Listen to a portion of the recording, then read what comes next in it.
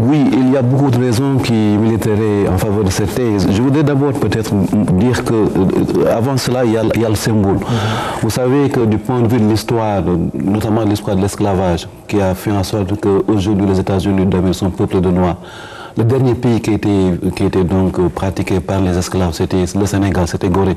C'est de Gorée que tout partait et c'est de là que maintenant, si vous voulez, les Sénégalais, les Africains en général, allaient aux États-Unis d'Amérique. Et voilà, c'est tout à fait le symbole. Maintenant, c'est pour dire quoi que donc maintenant, pour revenir de là où on était parti, il faut passer par là où on était sorti. Donc c'est ça le symbole que je veux dire, c'est juste le retour des choses. Maintenant, également, je voudrais dire qu'il faudrait tout à fait en être fier dans la mesure où il s'agit là de récompenser ce qu'on pourrait appeler l'existence d'institutions fortes au Sénégal. Un état de démocratie, on parle de démocratie mais également de bonne gouvernance. Aujourd'hui, des hommes au Sénégal sont passés mais les institutions ont demeuré. Mais au-delà de cela également, il faudrait remarquer que les États sont souverains, mes prédécesseurs l'ont déjà dit.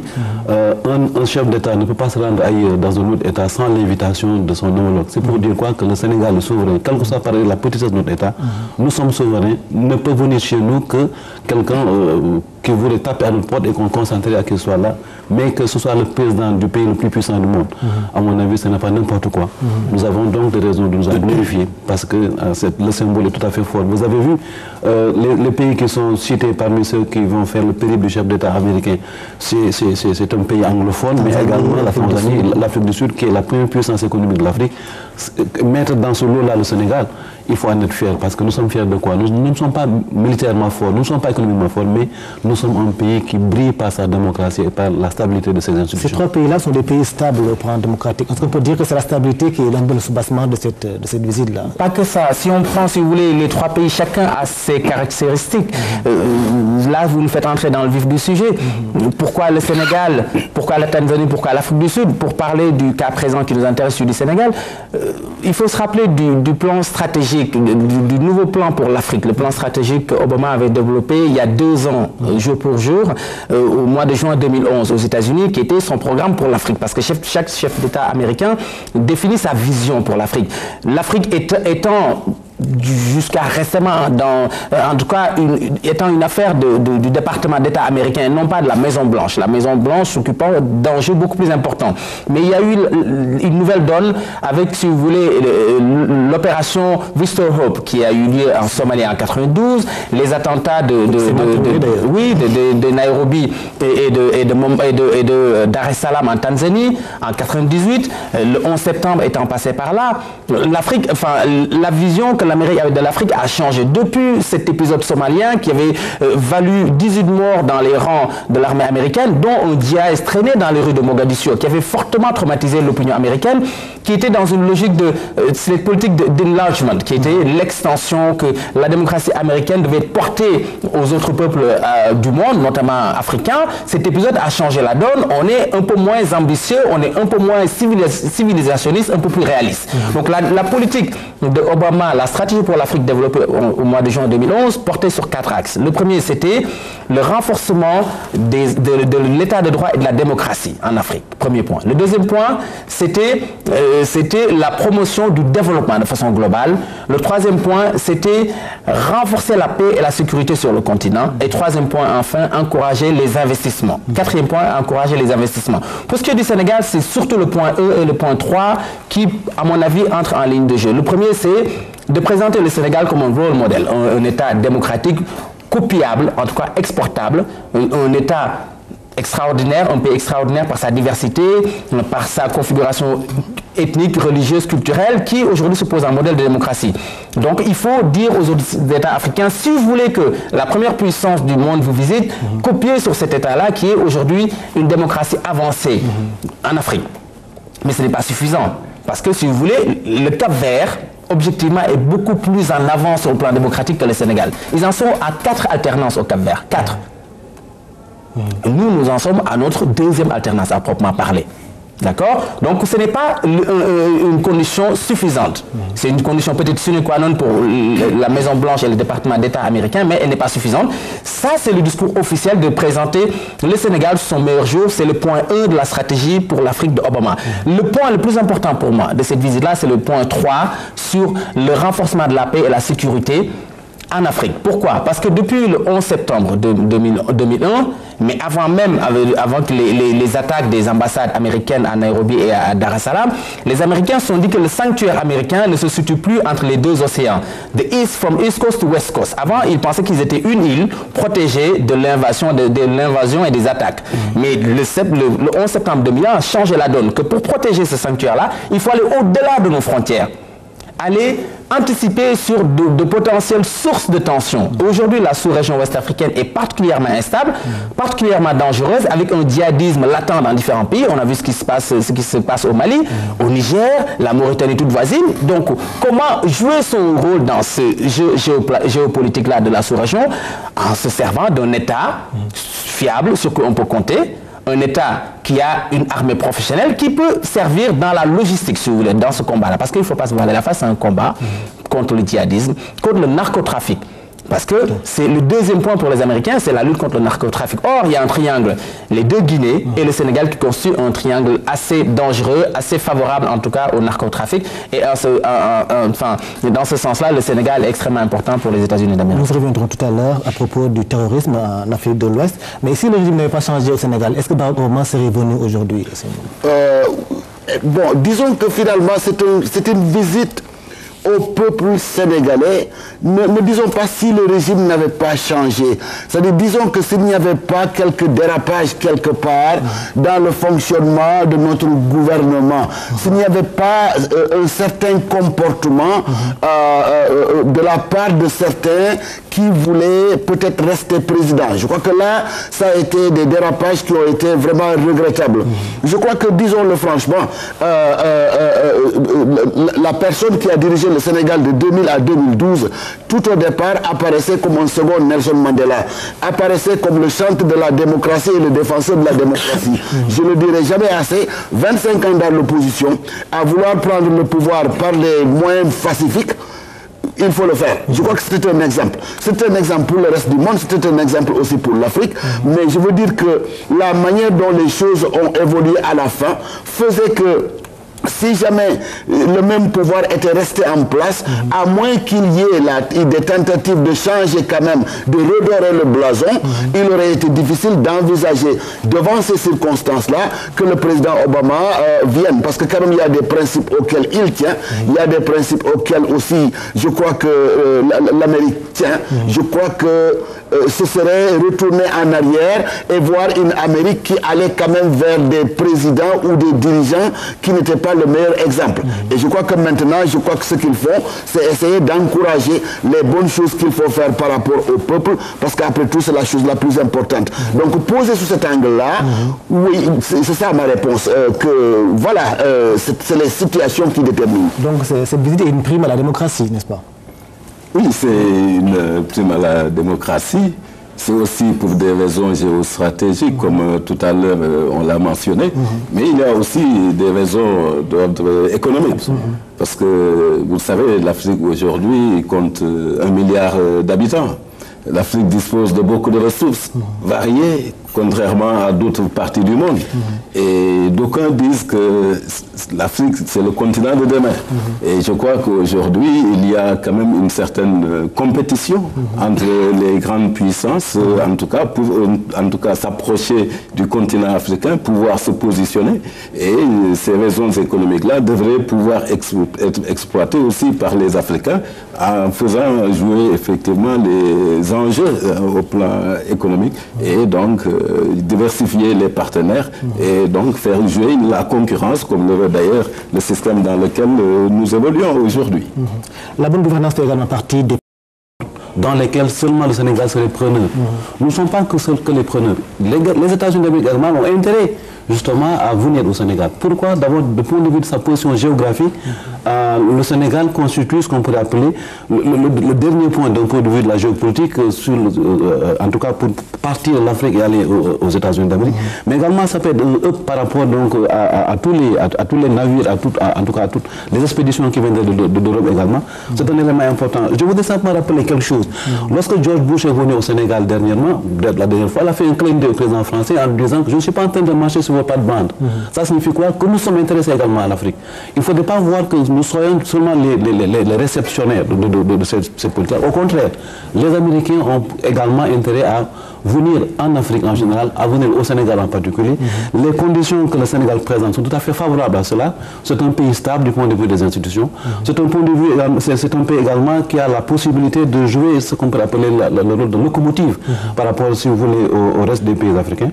Mais il l'a dit tout à l'heure également, vous savez, aujourd'hui, la géopolitique mondiale est telle que dans toute sous-région, aujourd'hui, il y a ce qu'on peut appeler les germes de conflits latents.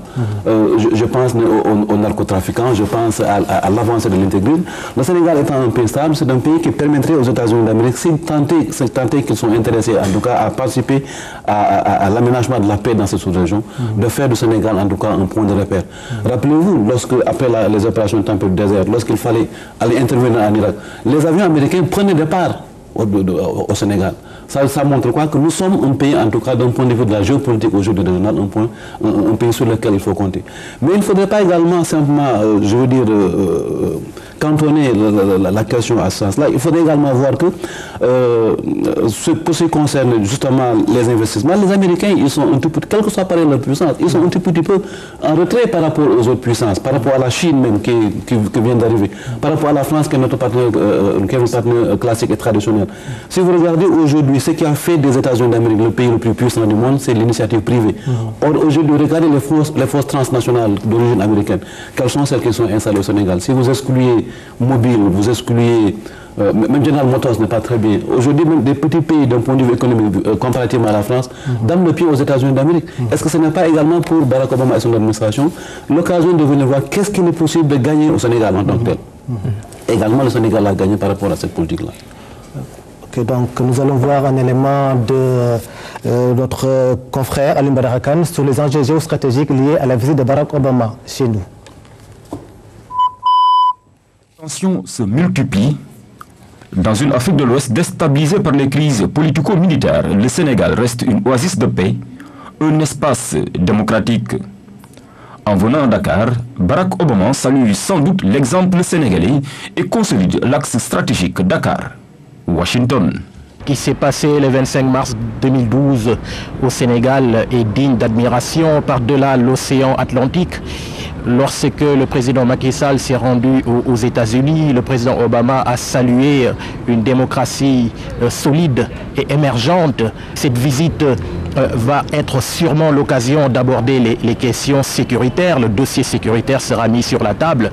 Les États-Unis, plus que toute autre puissance au monde, sont parfaitement conscients des dangers que font poser les groupes terroristes et extrémistes. La visite de Barack Obama pourrait aussi booster les relations économiques entre les deux pays, une opportunité pour le Sénégal. Le Sénégal a bénéficié d'un appui financier de quelques 270 milliards de francs sous la présidence de Barack Obama, dans le cadre, bien sûr, de l'éligibilité au Millennium Account Challenge. Les Américains n'ont aucun intérêt à permettre cette offensive économique chinoise sur le continent, c'est-à-dire à laisser le champ libre aux Chinois, aux Indiens, aux Brésiliens et même à la Turquie. Les Américains sont parfaitement conscients de ce que le continent africain, l'Afrique au sud du Sahara, aura tendance de plus en plus à devenir un véritable atout pour le développement même de l'économie américaine. De Bill Clinton à Bush, en passant par Obama, le Sénégal aura reçu les 3 derniers commandants en chef des États-Unis d'Amérique, un honneur pour un pays en voie de développement. Sans conteste, Dakar demeure l'une des places fortes de la diplomatie mondiale. Dakar, une place forte de la diplomatie mondiale, le terrorisme au Mali, ça explique aussi la visite d'Obama, donc chez nous. Oui, le terrorisme. Je rappelle souvent que Bush lui-même, le jeune Bush, W, comme on l'appelle, avait dit, après les incidents, avait dit au reste du monde, ne croyez pas que le terrorisme veut s'attaquer seulement aux États-Unis. C'est un péril qui va toucher l'intégralité du monde. Mais on le voit puisque de toute façon, le Mali, là, est confronté à cette situation-là.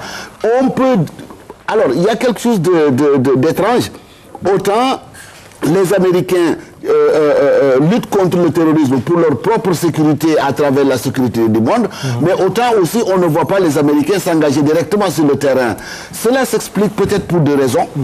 D'abord, on a toujours reproché aux États-Unis d'être le gendarme du monde. Et cette situation a commencé à être révisée depuis Bill Clinton.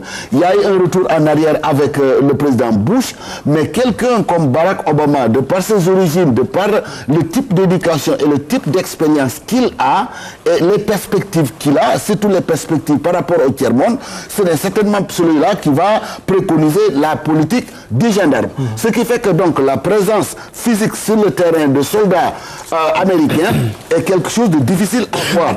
Il y a aussi l'autre chose qui est liée aux réactions des Américains eux-mêmes. Il l'a dit, cet épisode en Somalie où on traînait un soldat américain mort, vraiment a touché la sensibilité des Américains. Et on se rend compte de plus en plus que si l'Amérique doit faire la guerre, elle devra faire la guerre avec les moyens techniques et les moyens électroniques les plus sophistiqués. Mais envoyer des soldats en masse sur le terrain et qu'on les abatte et que le peuple américain voit ses fils tomber comme des mouches, ça, tout président américain devra essayer d'éviter ça. C'est pour ça d'ailleurs que chez Barack Obama, la politique militaire, c'est d'envoyer des drones. Donc, ce qui veut dire que derrière, certainement, une fois que vous avez la France, une fois que vous avez le Tchad, une fois que vous avez le Sénégal qui sont sur le front, mais derrière, il y a une logistique américaine qui est là en train de soutenir.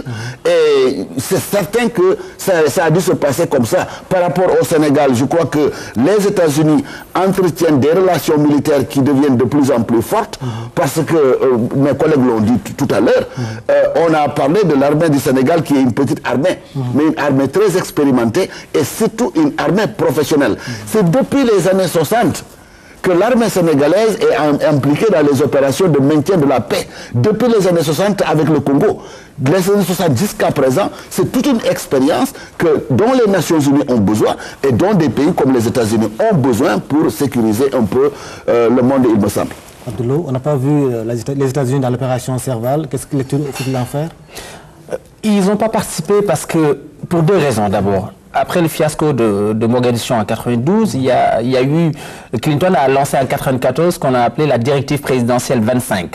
C'est-à-dire que dorénavant, pour que les soldats américains s'engagent sur le terrain, c'est-à-dire on est sorti de cette doctrine d'enlargement dont je parlais plus tôt pour revenir vers cette directive présidentielle 25 qui disait pour que nos soldats s'engagent sur le sol, il faut plusieurs raisons, notamment une stratégie claire de sortie, avant même d'engager le combat, il faut une stratégie claire de sortie, que les intérêts américains soient menacés directement, et que également, si on doit intervenir dans le cadre d'une opération de maintien des Nations Unies, qu'il y ait un cessez-le-feu au préalable. C'est-à-dire, ce concept de mort zéro que les Américains ont inventé à l'époque, à partir de ce fiasco-là, a changé la donne pour les États-Unis d'Amérique. On ne s'engage plus militairement, sauf quand nos intérêts sont directement menacés et tant qu'il y a une stratégie de sortie claire. Aujourd'hui, ils ont noué plusieurs partenariats avec des États comme le Niger, comme le Burkina Faso, pour que ces États-là permettent le survol des drones américains dans ces zones-là.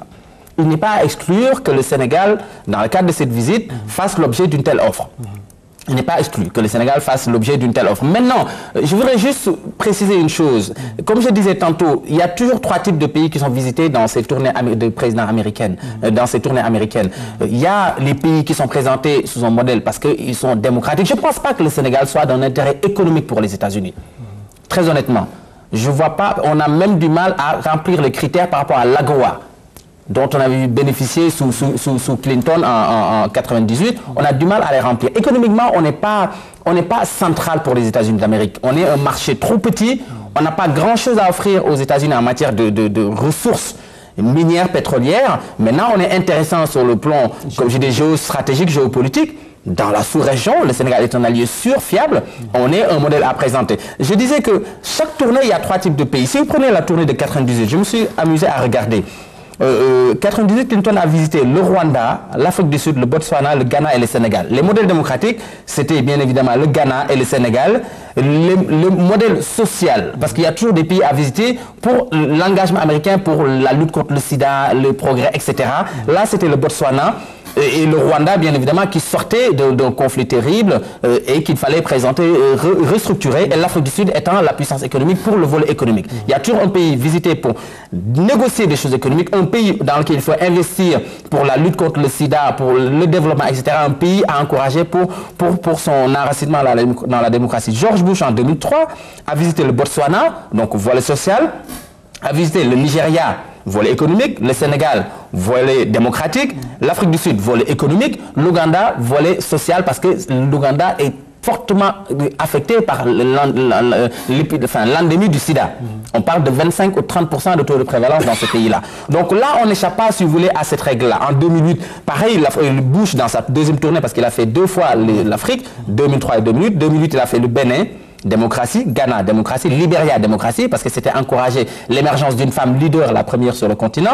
Le Rwanda, pour les mêmes raisons que précédemment, la Tanzanie, pour également des raisons sociales. Et également les raisons stratégiques, parce que la Corne de l'Afrique étant, la région de la Tanzanie étant un cheval entre la Corne de l'Afrique et la région des Grands Lacs, donc géostratégique. On obéit toujours, on est encore dans ce jeu d'équilibre pour les États-Unis, dans ses intérêts immédiats et dans la défense de ses frontières. Pour le Sénégal, je ne vois très honnêtement pas d'intérêt économique pour les États-Unis d'Amérique, pour un marché si narrow, si petit, parce qu'on est 13 millions d'habitants. En termes régional, on pourrait penser que les États-Unis seraient plus intéressés à négocier à des groupes, ce qu'on appelle les CER, les communautés économiques régionales, la CEDEAO d'un côté, la CEMAC de l'autre, la communauté de Southern Africa, etc. Je pense que les États-Unis seraient plus dans cette logique-là que de négocier individuellement avec le Sénégal pour des raisons économiques, parce qu'il n'y a pas d'entreprises, de grandes entreprises américaines présentes au Sénégal qui investissent des milliards. Aujourd'hui, le grand projet dont nous bénéficions aujourd'hui, c'est le MCA, on l'a dit, Millennium Challenge Account, à hauteur de 270 milliards de francs CFA, sans condition, ce n'est pas un emprunt, ce n'est pas un prêt, on l'a donné gracieusement. Il faut qu'on arrive déjà à consommer ce budget-là, ce qui n'est pas encore gagné. À ce niveau, professeur Sané, est-ce que les États-Unis sont à l'abri de ce qui se passe au Mali avec le Moujahou, Ansar-Dine? Est-ce qu'ils sont protégés par rapport à des menaces venant de ce côté-là? Non, mais je pense que les menaces sont partout à travers le monde, compte tenu du rôle des États-Unis et en tout cas de sa présence un peu partout à travers le monde. Et je crois, je l'ai dit tout à l'heure, il y a des enjeux géostratégiques, aussi bien en Afrique, en Europe de l'Est, c'est également la même chose en Asie. Et tout le monde sait que la position géographique du Sénégal, en tout cas, fait de ce pays-là, en tout cas, un pôle qui pourrait effectivement constituer une base pour, en tout cas, faire face à toutes ces menaces-là, dont l'Afrique, en tout cas, notamment l'Afrique de l'Ouest, est confrontée. Mais au-delà de cette dimension géopolitique, M. Le venait de parler effectivement de la dimension économique par rapport aux intérêts des États-Unis par rapport à un pays comme le Sénégal. Mais du côté sénégalais, nous avons des intérêts. Dans ce sens-là, oui. Dans ce sens-là, oui. En contrepartie notamment de notre situation géographique qui leur donne quand même, n'est-ce pas, des envies de pouvoir se positionner un peu chez nous. Donc nous, en retour, c'est la dimension peut-être économique aussi qu'il nous faut peut-être exploiter. Et de ce point de vue, la coopération bilatérale donne au moins 2 outils assez importants. Peut-être qu'on n'a pas suffisamment exploité, notamment en ce qui concerne l'AGOA, mais pour ce qui concerne les MCA, je crois que c'est un projet absolument structurant et qui notamment est basé au nord et au sud. C'est des zones traditionnellement ne faisant pas l'objet, en tout cas, d'investissements massifs de la part de l'État. Et je crois que c'est également au plan de la situation de ces zones-là, disons, pour le commerce transfrontalier, il y a la possibilité à la fois de développer la production, de mettre en place des infrastructures, mais aussi de renforcer, n'est-ce pas, l'intégration régionale. Bon, pour ce qui concerne l'autre aspect de la coopération bilatérale, qui concerne donc l'AGOA, le Sénégal a été éligible très tôt, c'est depuis 2001, et 15 ans après, les choses n'ont pas bougé. N'ont pas bougé, ça veut dire que le Sénégal n'a pas su tirer intérêt, n'est-ce pas, de cette opportunité-là offerte par les États-Unis, qui, par exemple, en 2001, occupait la 29e destination, n'est-ce pas, des exportations sénégalaises. Aujourd'hui, en 2012, les États-Unis se retrouvent 34e, avec seulement 0,3%, n'est-ce pas, de nos exportations totales. Pour ce qui concerne les importations également, de la 6e destination, aujourd'hui les États-Unis se retrouvent relégués à la 34e position. Cela veut dire que donc nous avons aujourd'hui beaucoup d'efforts à faire, notamment pour l'AGOA. C'est en termes notamment d'offres de production, parce qu'on a une économie relativement petite, donc les capacités de production de ces PME, PMI-là sont assez faibles par rapport à la demande d'un marché qui est immense, les États-Unis. Il y a peut-être un problème aussi par rapport aux normes qui sont posées, les mesures... commerciales tout à l'heure. À propos de la géopolitique, on prête aux États-Unis l'intention d'implanter une base militaire en Afrique de l'Ouest. Qu'est-ce que vous en pensez? Oui, peut-être avant de répondre à cette question, je voulais tout de suite revenir par rapport à l'intérêt économique que les États-Unis d'Amérique auraient au Sénégal. Il faudrait comprendre qu'aujourd'hui, il y a une nouvelle donne. Aujourd'hui, il y a l'irruption, l'apparition d'un pays très puissant qui s'appelle la Chine, aujourd'hui qui est en train d'investir beaucoup de pays, parmi lesquels l'Afrique.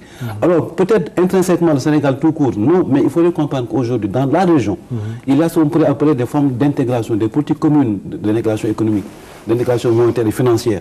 Aujourd'hui, il était question pour les Américains de pouvoir prêter, en tout cas de pouvoir tenir la dragée haute à des pays comme la Chine, à des pays comme ce qu'on appelle les BRICS, aujourd'hui qui ont, si vous voulez, en tout cas, une vision tout à fait expansionniste au niveau de la région.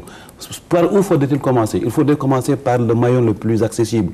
Le maillon le plus accessible, c'est celui qui permet justement d'être d'abord celui que l'on pourrait considérer comme étant la locomotive de cette union, je pense à l'UEMOA.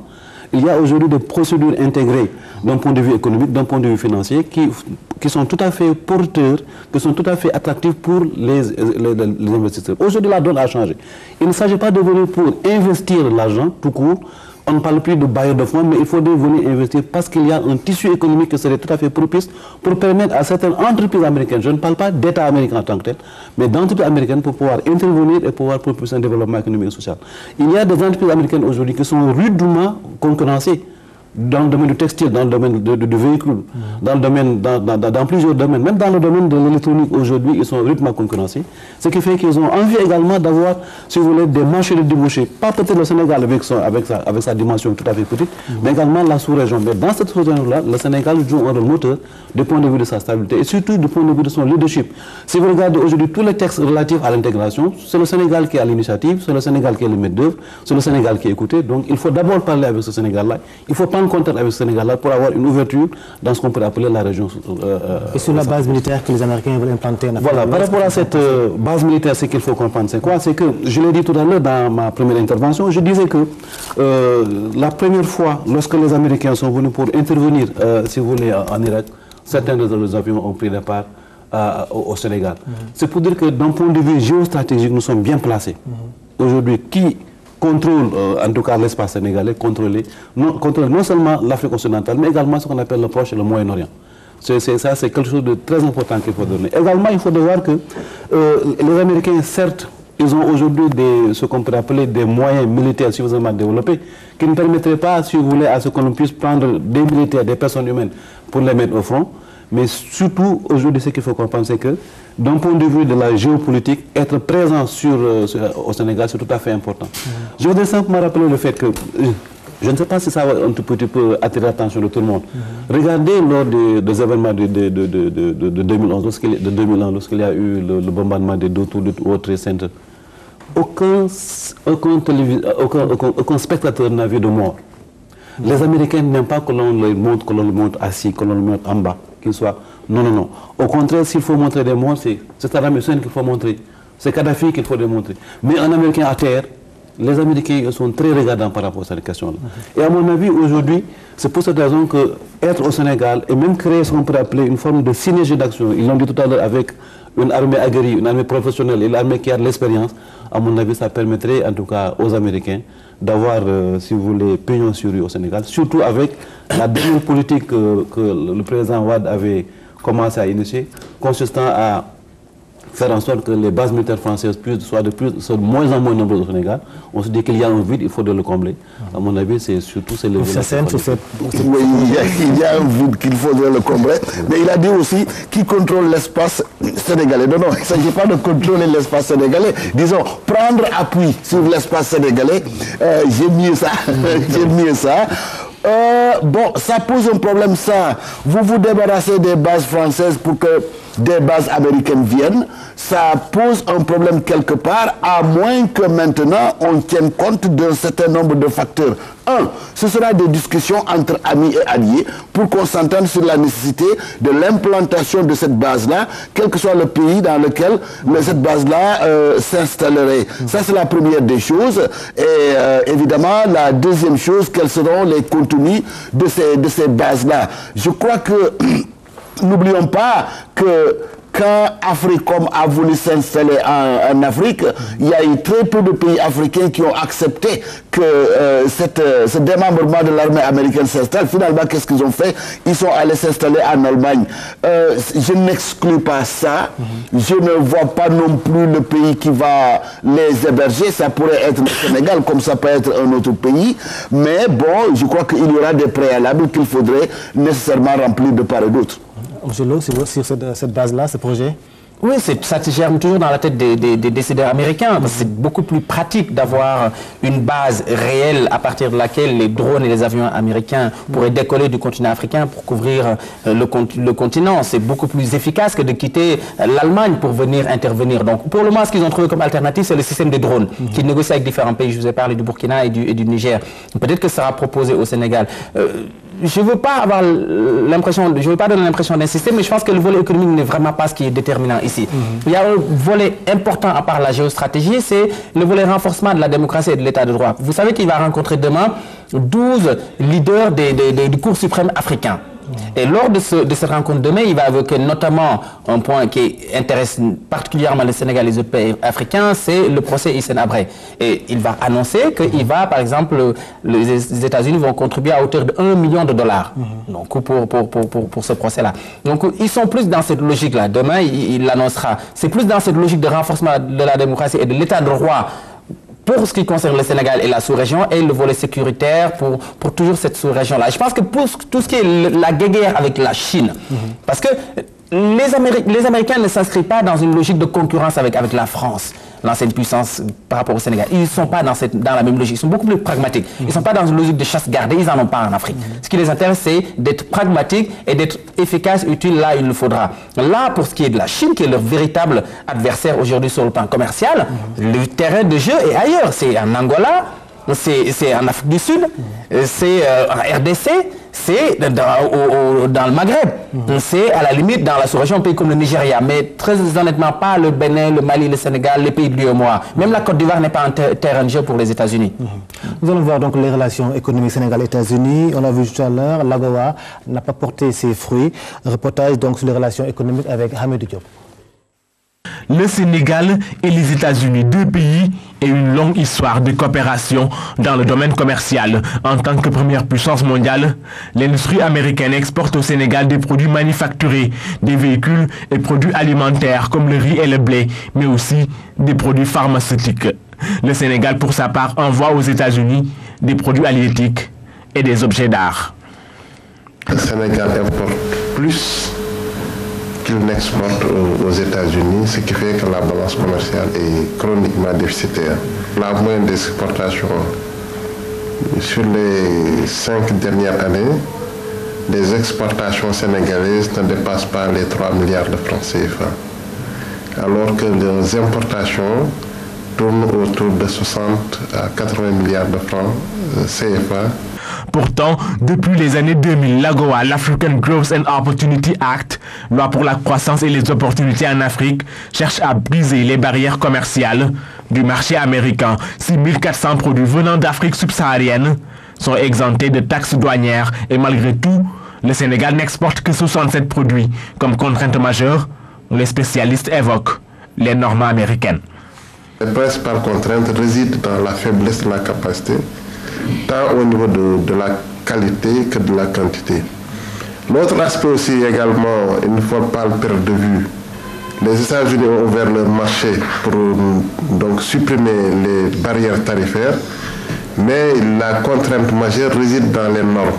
Parce qu'une fois que vous avez produit, votre exportation, notamment sur les produits agroalimentaires et agroalimentaires, doit respecter les normes américaines. Avec un taux de croissance qui avoisine les 4%, le Sénégal veut promouvoir ses exportations et augmenter sa part de marché dans le commerce mondial. La venue de Barack Obama est déjà une grosse opportunité. Pendant son séjour, le président américain va évoquer, entre autres sujets, les échanges commerciaux et la croissance économique. Merci Hamidou Diop. Barack Obama vient au Sénégal avec quelques 600 investisseurs. Professeur Sané, vous êtes économiste. On peut dire que c'est la grande offensive contre la percée de la Chine. Oui, c'est aussi le cas de le dire, hein, parce qu'on a effectivement constaté que depuis quelques années déjà, aussi bien la Chine, l'Inde que même le Brésil, les nouvelles puissances émergentes, en tout cas, font de l'Afrique une de leurs destinations privilégiées. On a constaté par la même occasion que des pays qui sont traditionnellement les principaux partenaires, n'est-ce pas, de l'Afrique, à savoir la France et la Grande-Bretagne, perdent du terrain. Et je crois que dans ce jeu-là, les États-Unis, effectivement, veulent bien se positionner.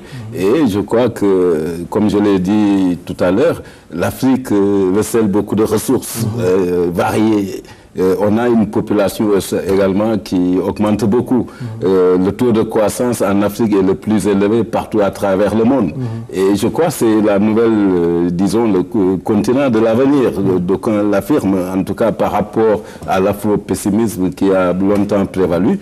Aujourd'hui, il est question notamment, n'est-ce pas, de faire, en tout cas, de l'Afrique un partenaire privilégié. Et c'est en ce sens-là, donc, que je dis que l'Afrique doit exploiter cette opportunité-là en pouvant effectivement faire valoir, n'est-ce pas, les éléments qui seraient peut-être favorables à sa croissance économique. Bon, on a eu l'AGOA comme système de préférence. Ça n'a pas marché pour le Sénégal. Parce que le Sénégal ne s'est pas battu au plan de l'élaboration d'une politique économique efficace, mais d'autres pays tels que le Nigeria, tels que le Maroc, la Tanzanie, l'île Maurice, ont pu effectivement multiplier, n'est-ce pas, leurs performances. L'Afrique, entre 2001 et 2012, a augmenté de 500%, n'est-ce pas, les flux commerciaux en direction des États-Unis. Ces produits concernent en général les produits pétroliers. Est-ce que ça n'a pas été mis en place pour régler un peu les problèmes des États-Unis dans ce domaine? Non, il y a différents produits. C'est le textile, c'est des produits de la pêche, c'est l'horticulture, mais c'est également le pétrole pour le Nigeria et l'Angola. Il y a 6400 produits qui sont éligibles. Et le Sénégal n'en exploite que 64 parmi ces 6400 produits, à peu près le 10e. Et en observant les performances, on se rend compte à la fois, aussi bien pour ce qui concerne les importations que pour les exportations, il y a un recul, n'est-ce pas, de ce que le Sénégal a pu réaliser. Cela peut s'expliquer quand même, parce qu'il faut constater qu'au plan de la politique commerciale, on n'a pas beaucoup bougé depuis 2001. Vous voyez l'instabilité institutionnelle caractéristique. On a connu à peu près une dizaine de ministres des commerces et cela ne favorise pas effectivement la mise en œuvre de politiques dans le long terme. Il y a également peut-être un problème de sensibilisation de nos acteurs économiques. Je me demande, mais est-ce un problème culturel que de ne pas quand même saisir cette opportunité-là du marché le plus puissant, qui a le pouvoir d'achat le plus élevé et qui vous donne la possibilité, n'est-ce pas, d'exporter en franchise de droits de douane. un nombre de produits aussi élevé. Donc il y a le textile, il y a les produits agricoles, il y a les produits de la pêche, mais également il y a des produits transformés. Il est vrai que l'état de nos économies fait qu'on a des économies plutôt agricoles. Le secteur secondaire n'est pas très développé. Et c'est ça qui aurait pu effectivement nous permettre de gagner des parts de marché à l'image de certains pays. Donc je crois que s'il y a faute, elle revient au Sénégal qui n'a pas su exploiter l'ensemble des opportunités. Oui. Est-ce qu'on peut appeler ça faute? Est-ce qu'on peut appeler ça faute? Parce que le directeur du commerce extérieur, je crois, qui vient de parler, a touché du doigt le problème. Autant il est facile de mettre en œuvre le MCA, on vous donne de l'argent et dépenser ça en infrastructure, autant il était pratiquement impossible de tirer profit de l'AGOA compte tenu de la situation qu'on a ici par rapport à la situation américaine. Vous le savez tous, allez dans un supermarché américain, vous voulez acheter des tomates, vous pouvez avoir 10 variétés de tomates. Vous pouvez avoir 5 variétés de tomates avec des tailles différentes. C'est-à-dire que les normes, ça pose un problème extrêmement compliqué pour les pays africains. Alors il y a deux possibilités. Soit les États-Unis revoient un peu le côté draconien de leurs normes et essaient d'alléger pour que les Africains puissent pénétrer, ou alors les Africains fassent une mise à nouveau, une remise à nouveau, un saut qualitatif pour que quand même, si vous voulez, ces spécifications soient respectées. Allez dans un autre secteur, et ça c'est manifeste, le secteur qui est un secteur important, parce que le produit que vous vendez, vous le vendez d'abord sur la manière dont vous le présentez. Mais regardez, c'est-à-dire ce qu'on appelle le packaging, l'emballage. Quels sont les emballages ici, dans ce pays-là, qui contiennent des produits sénégalais et dont on pourrait dire que ça pourrait pénétrer le marché américain? Ça n'existe pratiquement pas. Donc moi, autant on regrette qu'on n'ait pas bénéficié de l'AGOA, mais autant il faut reconnaître que les normes qui étaient imposées aux pays africains, en particulier au Sénégal, étaient des normes extrêmement draconiennes. Et le Sénégal et les pays africains ne pouvaient pas se transformer du jour au lendemain pour véritablement profiter de l'AGOA, ce qui n'est pas le cas de l'île Maurice. L'île Maurice est dans une situation où la tradition, c'est les exportations. Ça fait longtemps que l'île Maurice exporte surtout la plupart de ses produits agricoles. Donc là, il y a déjà des habitudes qui ont été développées. Il y a eu des normes internationales qu'ils ont appris à respecter. Il faut que peut-être le Sénégal entre dans cette brèche-là, mais ce n'est pas encore le moment. Professeur Diallo, sur l'AGOA? Oui, je vais embrayer par là. Des normes qu'ils ont appris à respecter, c'est de ça que Malick Sané parlait tout à l'heure. Si faute il y a, peut-être je n'irai pas jusqu'à parler de faute, mais c'est-à-dire donc les insuffisances de notre tissu industriel. Vous savez, dans un premier temps, on nous a parlé d'abord de normes de qualité. Puis aujourd'hui, on parle de l'emballage. Encore, même si le produit il est bon, mais s'il n'est pas emballé, en réalité, il n'emballe pas le consommateur américain en tant que tel. C'est ça qu'il faut le comprendre. Ce qu'il faut dire, c'est quoi? C'est que nos structures industrielles, aujourd'hui, n'ont pas évolué. Elles n'ont pas évolué pour permettre de capter aujourd'hui le capital qui a été investi pour que nous puissions exporter. C'est ça qu'il faut le comprendre. Regardez aujourd'hui, je vais retourner de notre façon ce que disait tout à l'heure mon collègue Sen. Aujourd'hui, quel est le produit sénégalais qui est bien emballé? Parce que c'est ça, les destinataires, c'est qui? C'est l'Europe. Les destinataires, c'est qui? C'est l'Amérique. Ils ont une habitude, ce que je peux appeler une culture de consommation à laquelle nous ne pouvons pas satisfaire. C'est ça la question. Qu'est-ce que nous avons fait depuis 1960 jusqu'à présent pour avoir un tissu industriel suffisamment important qui pourrait donc se mouvoir dans des normes suffisamment standardisées, internationalisées? C'est ça la question qui se pose aujourd'hui. Donc nous avons aujourd'hui ce qu'on peut appeler une diplomatie suffisamment forte pour pouvoir engranger, pour pouvoir en tout cas amener les investisseurs à investir chez nous, mais le tissu industriel n'est pas suffisamment propice pour pouvoir capter ce que je pourrais appeler les investissements étrangers. Juste un mot là-dessus. Moi je pense que c'est un problème structurel qui se pose en fin de compte. C'est un problème politique. On ne peut pas négocier avec un géant tel que les États-Unis, un géant tel que l'Inde, un géant tel que la Chine. Quand vous voyez comment nos chefs d'État, lors de ces sommets-là, Chine, Afrique, Inde, Afrique, France, Afrique, vont en ordre dispersé. 53 bonhommes en face de monsieur qui représente un marché économique autrement beaucoup plus large, beaucoup plus puissant, beaucoup plus significatif que nos micro-marchés. On ne peut pas demander à un micro-marché d'être compétitif face à un marché de premier ordre. Ce n'est pas possible, il ne faut pas se leurrer. Tant qu'on restera dans ce schéma-là, où chaque petit État veut jouer le jeu de la concurrence, on ne peut pas être compétitif, on ne peut pas respecter ces normes-là.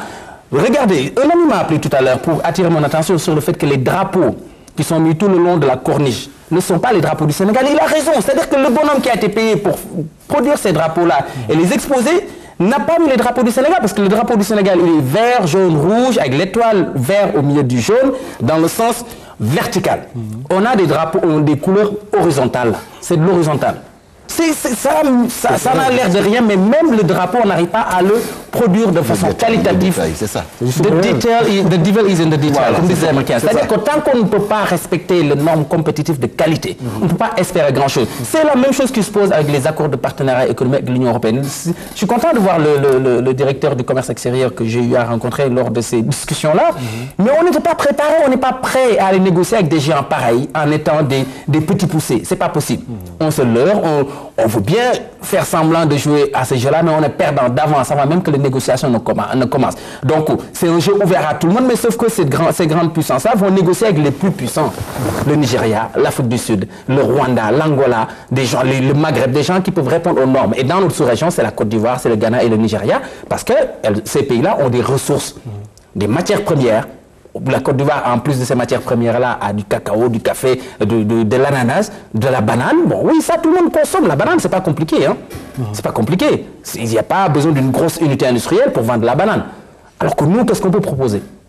Qu'est-ce qu'on peut proposer de qualitatif sur le marché américain, sur le marché européen? Le problème, il est là. C'est un problème structurel, un problème politique. Tant qu'on ne raisonnera pas en ensemble, costaud, suffisamment solide sur tous les plans économiques, diplomatiques et bien sûr militaires, on ne pourra pas rivaliser avec ces grandes puissances-là qui viendront décider de la règle du jeu, quel qu'il soit. Alors, on l'a vu, l'Afrique intéresse les grandes puissances, les États-Unis, la Chine, et là, un taux de croissance de 5,6%. Qu'est-ce qu'il faut faire pour que les investissements des grandes puissances puissent contribuer à régler la pauvreté qui est endémique? Oui, mais là, c'est une grosse erreur que vous êtes en train de faire, là, l'ARE. Ce n'est pas les autres qui vont venir régler notre problème de pauvreté, notre problème de développement qui est endémique. Quand je vois comment on accueille ce chef d'État de façon fébrile, de façon presque irrationnelle, irraisonnée, c'est comme si un fervent talibé s'apprêtait à recevoir son calife général. On est de la même dimension. Tant qu'on ne raisonnera pas en termes d'introspection, c'est-à-dire que le problème, il est interne, il n'est pas externe, il n'est pas extérieur. La solution n'est pas non plus extérieure, elle est intérieure. Les problèmes de l'Afrique devront être réglés par les Africains. Ce n'est pas Barack Obama qui va venir nous développer. Ce n'est pas le chef d'État de l'Afrique. L'erreur qu'on a commise au début, lors de son premier mandat, c'est que beaucoup d'Africains l'ont vu comme un chef d'État par procuration. Ils ont compris par la suite que c'était d'abord et avant tout le président des États-Unis d'Amérique, sans état d'âme, qui est là pour lui répondre aux attentes de ses électeurs. Nous, on est là, on fait le minimum. Ce qui me révolte dans cette affaire-là, c'est d'attendre qu'ils viennent pour que Dakar soit enfin respirable, vivable. Qu'on respecte certaines normes élémentaires de sécurité, etc. Tout le monde se sent en sécurité. Mais pourquoi on ne le fait pas pour nous-mêmes? C'est-à-dire qu'on est en train de le faire pour un étranger. Tant qu'on a cette mentalité-là de peut-être que c'est lui qui va venir, on essaie de se mettre aux normes pour quelques jours. Seulement, à partir de samedi, vous allez voir qu'on va retourner aux normes qui sont les nôtres, les véritables normes. Et qu'on a cette attente qui vient nous développer d'une baguette magique, on n'aura pas emprunté le droit chemin. Je pense que la question même que vous posez est symbolique de dire, oui, qu'est-ce qu'il peut apporter en termes de développement? Il ne peut pas apporter grand-chose. 270 000 pauvres milliards de francs CFA ne vont pas développer ce pays-là. Il faut des centaines de milliers, de milliards de dollars pour que ce pays-là atteigne un certain niveau. Or, on n'est pas sorti de l'auberge parce que tout le monde attend que ce soit la France, les États-Unis, le Qatar, l'Arabie Saoudite, la Chine qui nous développent. Et on est dans cette posture-là de demande. Malheureusement. Oui. Je voulais ajouter un partenariat win-win donc avec les grandes puissances. Oui, mais c'est là aussi où je voudrais ajouter cette chose-là, c'est-à-dire qu'on se rend compte que aussi le développement, c'est pas une question de capacité financière ou de capacité ou de ressources économiques. Il n'y a pas que ça. Il y a aussi la confiance en soi-même et la confiance en son pays, qu'à l'intérieur de son pays, on est capable de faire des choses qui puissent faire avancer les choses. Si on parle aussi de nouveaux types de Sénégalais, il faudrait qu'on pense à ça. Cette propension à vouloir croire que l'on ne peut rien faire tant que... On a l'expression ici, diapelema. Tout le monde dit, oui, je voudrais faire ceci, mais quelqu'un diapelema. Mais n'est-il pas possible d'envisager les choses avec ses propres ressources? Tout le monde l'a dit, tous ceux qui ont étudié les BRICS ont ajouté parmi les ingrédients qui ont permis aux BRICS d'émerger cet ingrédient, cette dose de patriotisme, de confiance en soi-même, de confiance en son pays, de confiance en son peuple et en sa nation, pour rester là et travailler en se disant que si ça s'est bien passé aux États-Unis, pourquoi pas au Sénégal? Mais j'ai l'impression que nous tous ici, nous avons les yeux levés vers d'autres horizons et pas les nôtres. Et c'est très grave, d'autant plus que la jeunesse est pratiquement gangrénée par ça. Tous croient que l'avenir ne se trouve pas au Sénégal, mais il se trouve aux États-Unis. Et je disais l'autre jour, je faisais un calcul, un jeune qui va à l'ambassade des États-Unis et cherche le visa, si on le renvoie 6 fois dans l'année, et ça se passe régulièrement, mais il aura perdu combien d'argent?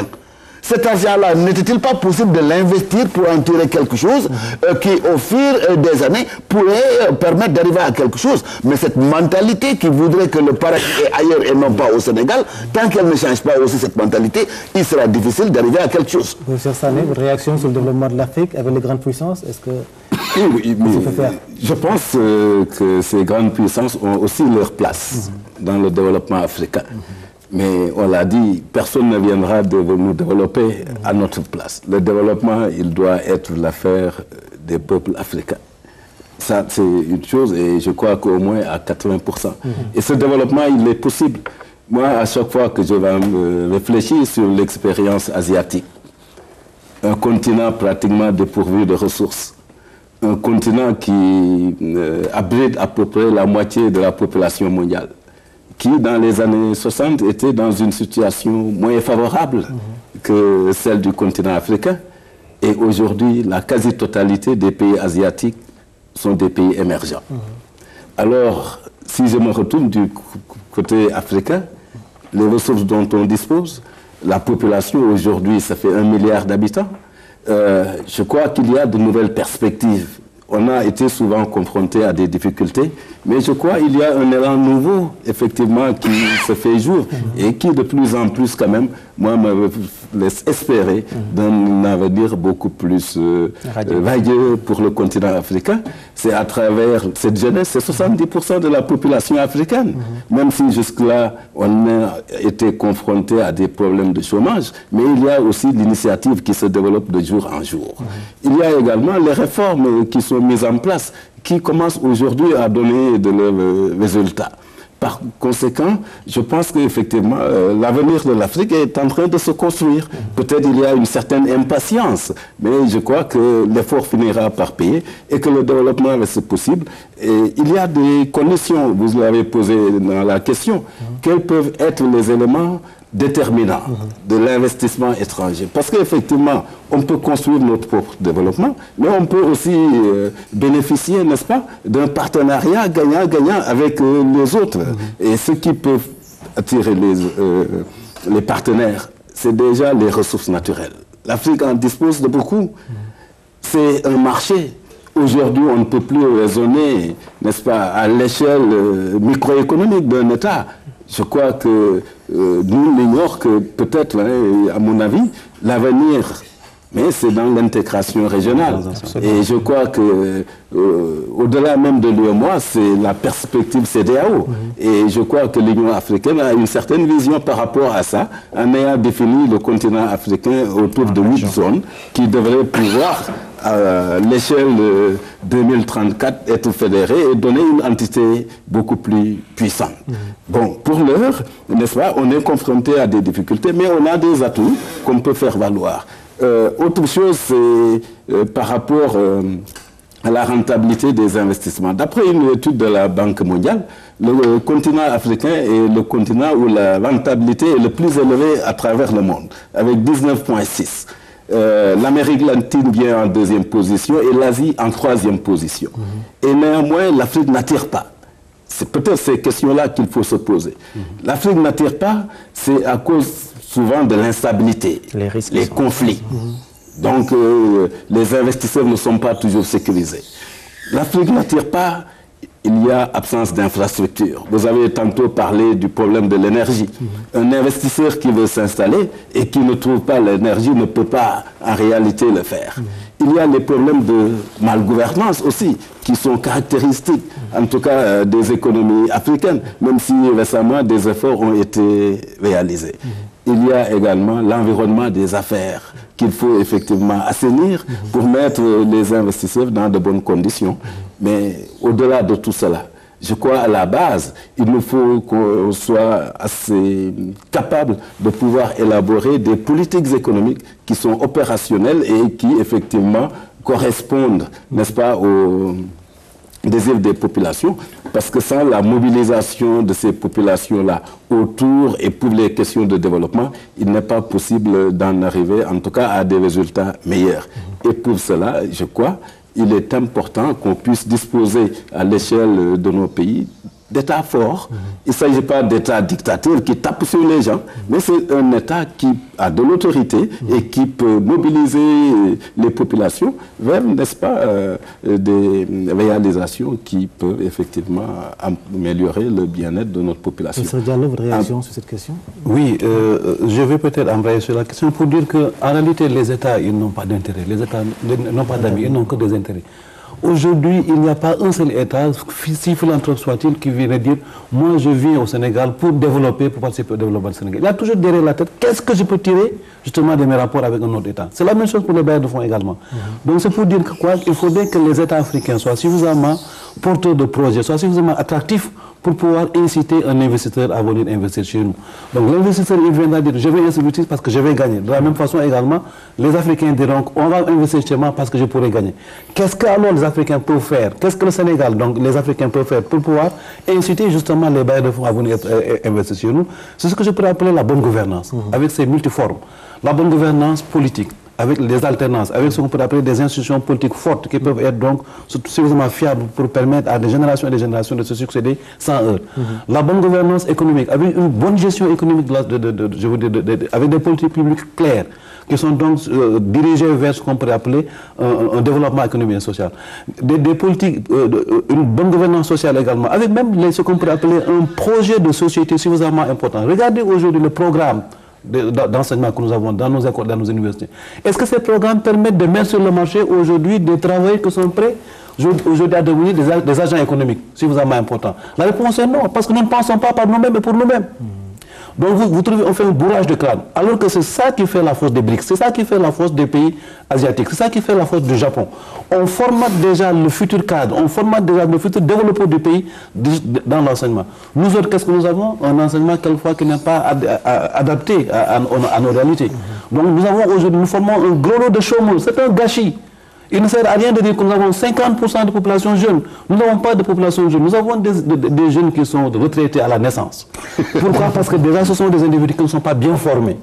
Il n'y a pas de politique publique claire. Les politiques publiques sont importées. Il faudrait que nous pensions par nous-mêmes et pour nous-mêmes. Il faudrait que nous créions le futur africain, le futur développeur africain, le futur agent économique de l'Afrique par une bonne insertion, de sorte que dès lors que quand on sortira, on pourra trouver du travail pour. Regardez aujourd'hui le niveau de bacheliers que nous avons qui fréquentent nos universités. Mais ça ne se trouve pas dans notre pays d'un point de vue des rapports entre population et nombre d'éduqués. Aujourd'hui, vous allez dans des pays comme Singapour, comme Taïwan, vous trouvez aujourd'hui des individus qui ont juste le baccalauréat ou même avant le baccalauréat qui vous fabriquent des téléphones portables, qui vous fabriquent. C'est ça en réalité la bonne vision.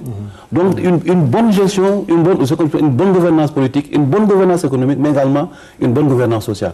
Ce sont ces éléments-là qui pourront être mis à la connaissance des bailleurs de fonds pour que ceci soit suffisamment donc en tout cas attirés pour qu'ils puissent investir chez nous et propulser avec nous un développement économique et social. Mais encore une fois, ce n'est pas Barack Obama qui viendra développer le Sénégal, ce n'est pas notre président américain qui viendra développer le Sénégal à notre place. En tout cas, les Sénégalais fondent beaucoup d'espoir sur la visite de Barack Obama. Nous allons voir leurs espoirs dans un micro-trottoir réalisé par Hamidou Diop. La venue d'Obama, c'est une très bonne chose pour nous au Sénégal, parce que ça pourra nous permettre de financer des projets pour le Sénégal, comme ça la jeunesse sénégalaise pourra en bénéficier. Donc c'est une très bonne chose pour nous en tant que Sénégalais. En termes de retombées, c'est ce que je disais, c'est les projets. Et aussi ça, c'est des avantages, parce qu'un pays comme le Sénégal, dans l'Afrique, on choisit le Sénégal et 3 pays de l'Afrique pour la visite d'un président plus puissant du monde.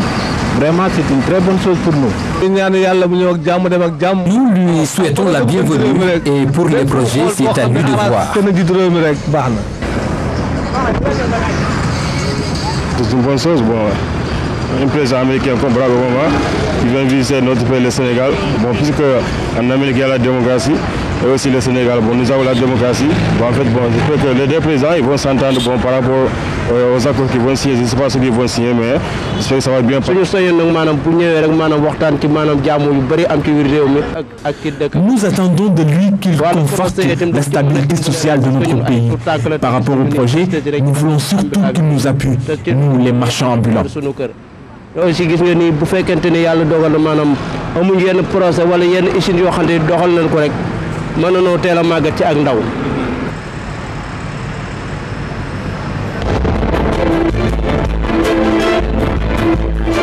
Sénégalais qui font donc beaucoup d'espoir sur la visite de Barack Obama. Là, on l'a vu dans ce micro-trottoir réalisé par Hamidou Diop. Nous allons à New York également voir ce que les Sénégalais qui sont là-bas attendent réellement de la venue du 44e président des États-Unis chez nous au Sénégal. Les Sénégalaises vivant aux États-Unis a son mot à dire sur la visite du président Barack Obama au Sénégal. Et chacun y est allé avec ses propres attentes. La forte communauté sénégalaise vivant aux États-Unis ne rate aucune occasion pour se donner rendez-vous dans des restaurants très fréquentés à Manhattan, comme à Brooklyn ou encore à l'Association des Sénégalais d'Amérique sur la 106e, le temps de faire les adieux à un des leurs. Profitant de ces moments de discussion, la visite de Barack Obama au Sénégal constitue un des sujets où chacun peut dire ses attentes. Le président Barack Obama ne se déplace pas seul, il se déplacera avec des investisseurs. Et ce qui est certain, c'est que c'est des opportunités pour le Sénégal et pour les Sénégalais de pouvoir bénéficier de retombées qui peuvent venir de cette visite de ces investisseurs. C'est un événement d'envergure internationale. La presse nationale et internationale couvrira cet événement et donc ce sera une opportunité pour le Sénégal. En tant que Sénégalais, j'aimerais voir l'éponchement de la dette du Sénégal. Il n'y a pas de risque d'investissement au Sénégal. Donc nous espérons que le président y sera avec de grands investisseurs et que des fonds assez importants seront injectés quand même dans l'économie. C'est un pays correct. Alors donc, nous devions faire copie aux États-Unis, puisque les États-Unis sont des États alors qui se réunissent et qui travaillent dans l'ensemble et qui sont très honnêtes. Donc Obama, en tant qu'honnête président, il va aller voir Macky Sall, et Macky Sall, en tant qu'honnête président, il va recevoir M. Obama. Même le sénateur Bill Perkins, venu à la rencontre, avait son mot à dire sur la visite d'Obama au Sénégal. The first black president of the United States is from Africa. Is returning to Africa. Le premier président noir des États-Unis est originaire d'Afrique. C'est une chose magnifique qu'il retourne en Afrique par le Sénégal. En tant que quelqu'un qui représente l'État du Sénégal et qui est honoré d'une riche expérience sénégalaise, je ne peux imaginer combien ce sera bénéfique pour lui, car cela va renforcer les relations entre nos deux pays. Il ne fait qu'un retour au pays natal. Il en sera un message non seulement pour la communauté vivant à Harlem, mais à toute l'Afrique et à toute l'Amérique. Send an important message, not just for the Senegalese, not just for the people of Harlem, but for the people all over Africa and all over America. En attendant, beaucoup de questions sont évoquées par la forte communauté sénégalaise et les nombreuses préoccupations auront certainement des réponses avec cette visite au Sénégal du président américain. Les Sénégalais qui caressent beaucoup d'espoir avec la visite d'Obama chez nous. Est-ce qu'ils ont le droit d'espérer, messieurs? Oui, je pense que quelque part il y a tromperie sur la marchandise, comme on dit. À partir du moment où les autorités présentent un messie qui arrive, je pense qu'il y a mal donne quelque part. On est trop émotif, on est trop dans l'émotion. C'est-à-dire que l'important... C'est quand même important. Oui, c'est important. Non, c'est la première puissance mondiale. C'est le président de la première puissance mondiale qui vient nous voir. Mais j'ai dit qu'il y a tromperie sur la marchandise, il y a mal donne. À partir du moment où on le présente de façon presque démiurgique, c'est un demi-dieu qui débarque, c'est normal que les citoyens pensent qu'il va résoudre leurs problèmes. On a entendu un marchand ambulant qui va dire qu'il va, je ne sais plus comment il a dit, qu'il va peut-être régler leurs problèmes. Beaucoup de Sénégalais pensent qu'en venant, il va venir avec des mallettes d'argent, ce qui n'est pas le cas. Il vient certes avec le blanc-seing qu'il va donner au Sénégal. Cette visite n'est pas négligeable, c'est extrêmement important. Le fait qu'il visite le Sénégal si vous voulez, place le Sénégal comme un pays sûr où il faut investir. Parce que personne n'irait investir son argent en Syrie, en Irak ou en Somalie. On investit dans un pays stable. Donc ça, c'est des retombées à moyen et long terme. Mais il ne faut pas qu'on se trompe non plus en pensant que les investissements américains vont être multipliés par 2 ou par 3 après cette visite-là. Je n'en suis pas convaincu. Vous êtes au niveau du WAC et vous avez senti un frémissement au niveau, à ce niveau avec l'arrivée d'Obama? Oui, enfin, au niveau du WAC, non. C'est-à-dire que le phénomène était déjà un peu là parce que la frange de la population avec laquelle Obama va certainement avoir des discussions, c'est la jeunesse. Et depuis un certain temps, je crois que cette politique de Obama par rapport à la jeunesse est en train de se traduire d'une certaine façon. C'est pas aussi visible que ça, mais c'est vrai. Nous avons eu à piloter un projet qui tourne autour de l'entrepreneuriat des jeunes et le renforcement de la citoyenneté et de l'engagement civique chez les jeunes africains.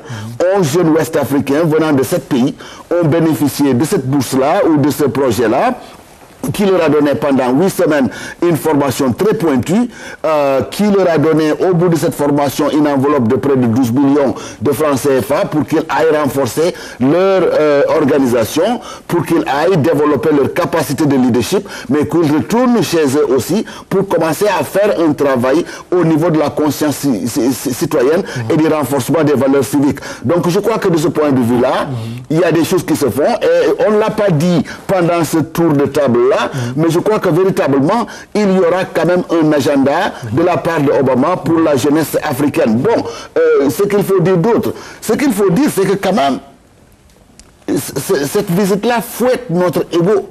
Ça a cette valeur-là. Et je crois que, bon, la jeunesse africaine, quelque part, pourrait se retrouver en cet homme-là, qui a commencé dans des conditions difficiles, qui s'est engagé au niveau de la ville de Chicago, au niveau des couches les plus vulnérables. Il s'est engagé, il a retroussé les manches, il a commencé à travailler bénévolement pour aider ce peuple-là. Ça, c'est un exemple à militer et à imiter.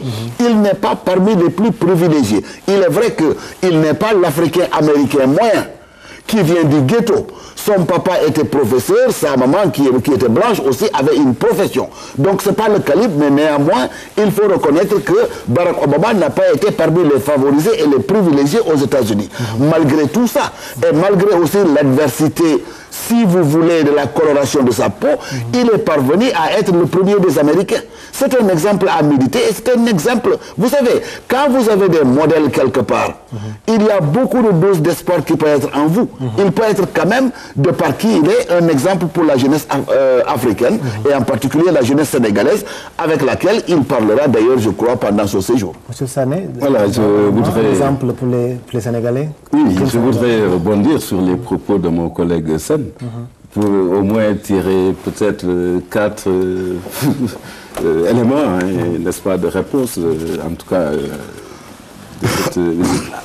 La première chose, c'est la capacité à relever les défis.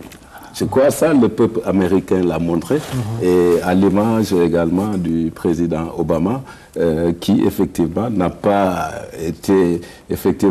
pas connu cette origine-là de la haute société et qui a pu aujourd'hui s'imposer comme président des États-Unis. C'est également à l'image, disons, de tous les États américains qui sont dans le désert, qui sont dans des conditions exposées et qui ont pu en tout cas se construire et être la première puissance. Le développement est possible. Deuxième chose, c'est l'apport du métissage. Les États-Unis, c'est un continent, c'est un pays, disons, ensemble d'États, n'est-ce pas, marqué par le métissage. C'est noir, c'est latino, et puis c'est la population également blanche et puis indienne. Et je crois que c'est assez porteur, n'est-ce pas? Troisième image, c'est peut-être qu'on peut tirer de cette visite, l'image de marque. Je crois pendant 2 jours, quand même, le Sénégal est devant l'actualité mondiale. Je crois pour un pays comme le nôtre, c'est quand même une opportunité immense qu'il nous faut effectivement saisir. Parce que les enjeux, c'est ça. Comment nous positionner à partir de ces occasions-là pour effectivement nous conduire un certain nombre d'éléments de réponse. Troisième, quatrième peut-être point, c'est effectivement exploiter toutes les opportunités. Toutes les opportunités. Le développement ce sera d'abord et avant tout nous, mais on peut être aussi accompagné par les autres. Et c'est de ce point de vue-là que je pense que les entreprises sénégalaises qui ont eu la possibilité, effectivement, depuis 2001, d'exploiter un outil comme l'AGOA et qui, jusqu'à présent, n'ont rien réalisé, je crois que c'est un défi à relever. Autre chose, c'est du point de vue économique, l'exemple du MCA. MCA, j'approuve, par rapport au projet structurant qui se situe aux frontières dans des zones qui jusque-là ne faisaient pas l'objet d'investissement de la part de l'État et qui, je pense, à partir de ces infrastructures-là, pourra permettre un développement de la production, lutter contre la pauvreté, permettra notamment le développement des échanges, notamment transfrontaliers, parce que l'intégration, c'est aussi cela. Et je pense que voilà, d'autres projets nous permettront de construire notre développement avec nos partenaires. M. Diallo, Barack Obama, un exemple pour la jeunesse sénégalaise africaine? Oui, un exemple pour la jeunesse sénégalaise. Je dirais seulement l'américain, un exemple pour le Sénégalais, parce que Barack Obama, c'est un produit américain. Ce qu'il faut dire, c'est qu'on nous a longtemps donné du poisson. On ne nous a jamais appris à pêcher. Je ne voudrais même plus que l'on nous apprenne à pêcher. Il faut que nous apprenions à pêcher par nous-mêmes. Donc je voulais dire que l'exemple de Barack Obama, c'est un exemple qu'il faut prendre. Pourquoi? Parce que vous l'avez dit, tout le monde l'a dit, il est parti de, je ne dirais pas de rien, mais en tout cas c'est le modèle de l'abnégation. C'est le modèle de quelqu'un qui ne dit pas qu'est-ce qu'on doit faire pour moi, mais qu'est-ce que je peux faire pour les autres.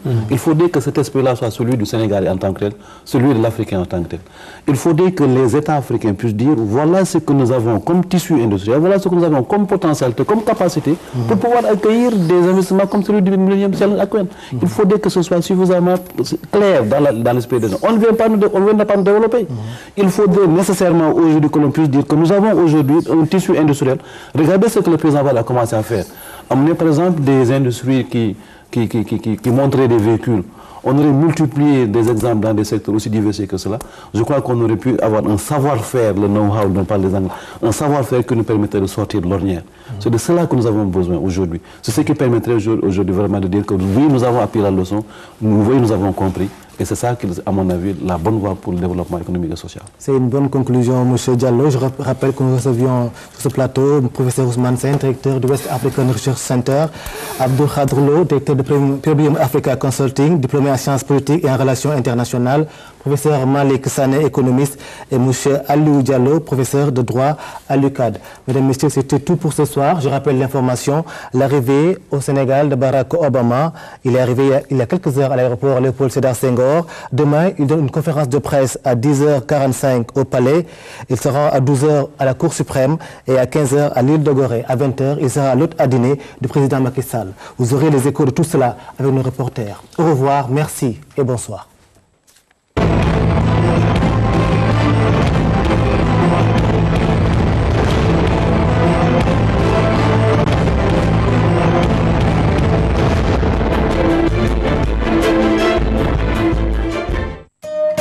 Honneur au drapeau national, symbole de notre appartenance à une même nation, de notre commune volonté de vie commune, déclinée à travers 3 bandes verticales significatives des aspirations de notre peuple. Le vert, la verdure, l'espérance, la prospérité devant mener au bien-être moral et matériel des citoyens. Le jaune, couleur de l'or, mettant en valeur le potentiel des richesses matérielles et immatérielles à même de soutenir le pays dans sa marche vers le développement. Enfin, le rouge, couleur sang, une allégorie qui met en évidence la résolution